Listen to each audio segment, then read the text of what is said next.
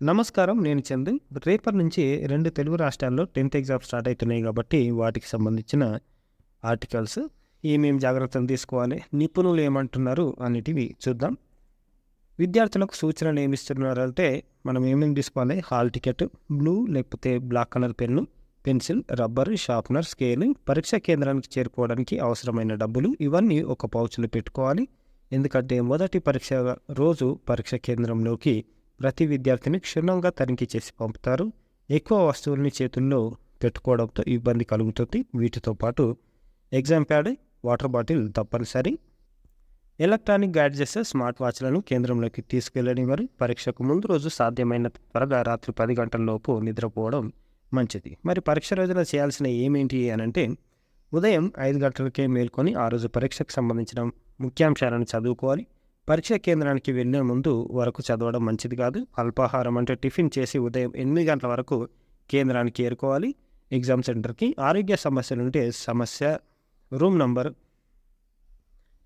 Student వల్ల Guardian కానీ parent కానీ ఫోన్ నంబరు పరీక్ష కేంద్రంలోని ఏఎన్ఎంకి ఇవ్వడం మంచిది. అంటే ప్రతి ఎగ్జామ్ సెంటర్లో ఒక నర్స్ ఉంటారు కాబట్టి అక్కడ నర్స్కి ఇచ్చిపోతే సరిపోతుంది. ఏదన్నా హెల్త్ ఇష్యూస్ ఉంటే. కేంద్రంలో పాటించాల్సిన ఏమంటే, ఇచ్చిన ఓఎంఆర్ షీట్పై మీ పేరు ఉందో లేదో సరిచూసుకోవాలి. ఇన్విజిలేటర్ సూచనలు పాటించాలి. ఆల్మోస్ట్ అందరు ఇన్విజిలేటర్స్ చెప్తారు ఏమేమి వేయాలి, ఏమేమి వేయద్దు అని. సో పరిచయం కావాల్సిన అవసరం లేదు. ప్రశ్నపత్రం ఇచ్చిన వెంటనే గాబరపడకుండా 15 నిమిషాలు ప్రశ్నపత్రాన్ని చదవడానికి కేటాయించాలి. ప్రశ్నపత్రం చదువుతున్న క్రమంలోనే మీకు బాగా వచ్చిన ప్రశ్నలకు గుర్తుపెట్టుకోవాలి. గుర్తుపెట్టిన ప్రశ్నలతోనే మీ సమాధానాలు రాయడం ప్రారంభించాలి. వచ్చిన ప్రశ్నలకు మాత్రమే సమాధానాలు ముందుగా రాసి చివరికి రాని ప్రశ్నల గురించి ఆలోచించడం మంచిది.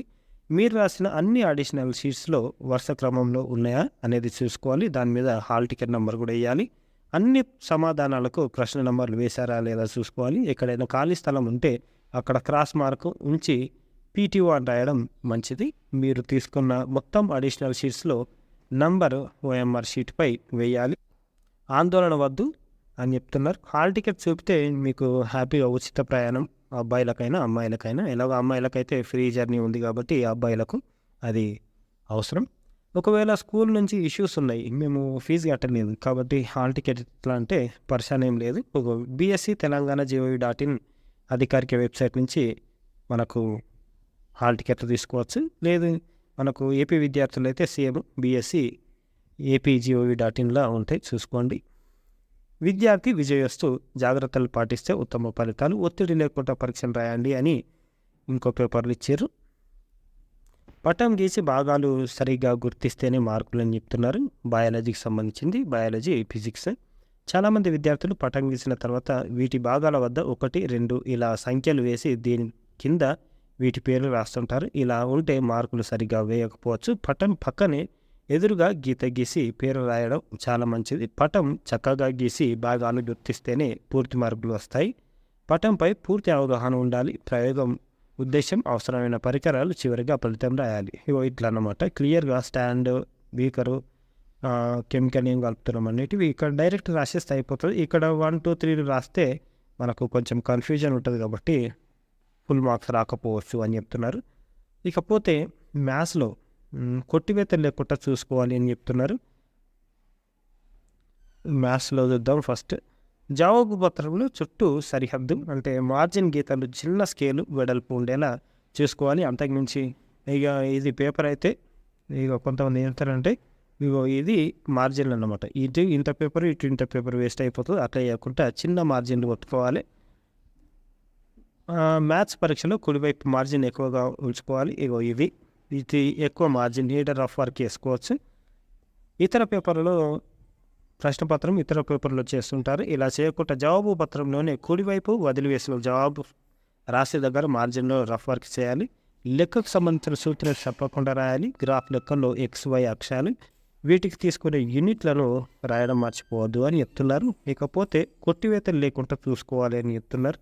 పరీక్ష సమయానికి అరగంట ముందుగా పార్ట్ బి ఇస్తారు. ఇది ఇవ్వగానే చాలామందికి వెంటనే ఎంసీక్యూలు, బీసీడీలు, ఏబిసిడీలు గుర్తించేటప్పుడు తొందరపాట్లో ఏదో ఒకటి గుర్తించి ఆ తర్వాత సరైన సమాధానం తెలియగానే దీన్ని కొట్టేస్తారు.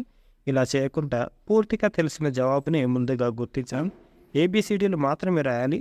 తప్ప అందులోని జవాబులు రాయకూడదు, కొట్టివేతలు లేకుండా చూసుకోవాలి అని చెప్తున్నారు. క్యాపిటల్ ఉంది అంటే క్యాపిటల్ రాయాలి, స్మాల్ ఉంటే స్మాల్ రాయాలి. పరీక్షల వేళ భరోసానిద్దామని చెప్తున్నారు. మానసిక ఆందోళన వద్దు అని చెప్తున్నారు. మరి టెన్షన్ ఏం పడాల్సిన అవసరం లేదు. పరీక్షలు అంటే పిల్లల్లో కొంత భయం ఉంటుంది. దాన్ని మానసికంగా ఆందోళన కలిగించేలా భావించద్దు. ఇంట్లో తల్లిదండ్రులు సమతుల ఆహారం అందించాలి. నిద్ర లేకుంటే మెదడు పని చేయదు కాబట్టి మంచిగా 6 to 7 అవర్స్ స్లీప్ ఖచ్చితంగా అవసరం. మానసిక శారీరక ఆరోగ్యానికి అవినాభావ సంబంధం ఉంటుంది. విశ్రాంతి ఇస్తే చురుగ్గా ఉంటారు. పొద్దుస్తమానం పుస్తకాలు పట్టుకోవద్దు. నడక, తేలికపాటి వ్యాయామం చేయాలి. ప్రతి 20 నిమిషాలకోసారి లేచి కనీసం 20 అడుగులైనా వేయాలి. వేసవి దృష్ట్యా ద్రవ పదార్థాలు అంటే జ్యూస్లు ఎక్కువగా తీసుకోవాలి. కొబ్బరి నీళ్ళతో పాటు ఇంట్లో తయారు చేస్తే పండ్ల రసాలు, మజ్జిగ, జావ తరచు ఇవ్వాలి అని చెప్తున్నారు. ఇకపోతే కొత్త అంశాలపై దృష్టి పెట్టద్దు అని ఇంకోసారి చెప్తున్నారు డాక్టర్ శ్యామ్ ప్రసాద్ గారు. పరీక్షలు రేపటి నుంచే కాబట్టి కొత్త అంశాలపై అంటే కొత్త టాపిక్స్ ఏం నేర్చుకోవద్దు. ఇప్పటికే ప్రీఫైనల్ ఇతర యూనిట్ టెస్టులు పొరపాటు చేసిన వాటిని సరిదిద్దుకుంటే సరిపోతుంది. సబ్జెక్టులో కొత్త వాటిని చదివి గందరగోళానికి గురి కావద్దు. పార్ట్ బి విషయంలో షార్ట్ ఆన్సర్స్ ఎక్కువగా సాధన చేయాలి. చేతి రాతపై ప్రత్యేక దృష్టి సారించాలి. ఉన్న తక్కువ సమయంలోనే సంపూర్ణంగా మార్కులు సాధించే దిశగా మూల్యాంకన విధి విధానాలపై ఉపాధ్యాయులు అవగాహన కల్పించాలి. డమ్మీ OMR వాటిని వివరించాలి. పరీక్షల తొలుత పట్టున్న అంశాలను పేపర్పై రాయాలి. విద్యార్థులు కంగారు పడకుండా పరీక్ష రాస్తే 10 GPA సాధించవచ్చు అని చెప్తారు. ఇంకోసారి ఏమంటున్నారంటే సమయ పాలన పాటించాలి అని చెప్తున్నారు. పరీక్షలు రాగానే ఎలా చదవాలి, ఎలా రాయాలనే ఆలోచన మొదలవుతుంది. అది మితిమీరొద్దు. ప్రణాళికతో సులువుగా నెట్టుకురావచ్చు. ఇంట్లో కుటుంబీకులు ఎట్టి పరిస్థితుల్లో కూడా నిరుత్సాహపరచొద్దు. ఆశావాద దృక్పథాన్ని అంటే పాజిటివ్ మైండ్ సెట్ని పెంపొందించాలి. తల్లిదండ్రులు ఎక్కువ సమయం పిల్లలతో గడపాలి. పరీక్షా కేంద్రానికి తీసుకెళ్లడం ద్వారా వారిలో ఆత్మస్థైర్యం పెరుగుతుంది. ఒత్తిడికి లోనైతే ఉదయం సాయంత్రం కనీసం 10 నిమిషాలు ధ్యానం చేయాలి. ఇతరులతో పోల్చుకోవద్దు. సమయపాలన పక్కగా పాటించాలి. పరీక్ష ప్రారంభం రోజు గంట ముందుగానే కేంద్రానికి చేరుకోవాలి. భయపడితే ఆ ప్రభావం ఫలితాలపై ఉంటుంది. ఇంకో ఆర్టికల్లో ఆత్మవిశ్వాసమే విజయ సూత్రం అని ఇచ్చారు. విద్యార్థులు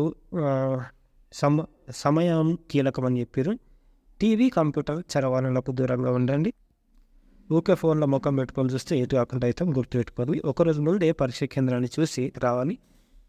ఇంటి నుంచి వెళ్ళేందుకు ఎంత సమయం పడుతుందో చూసుకోవాలి.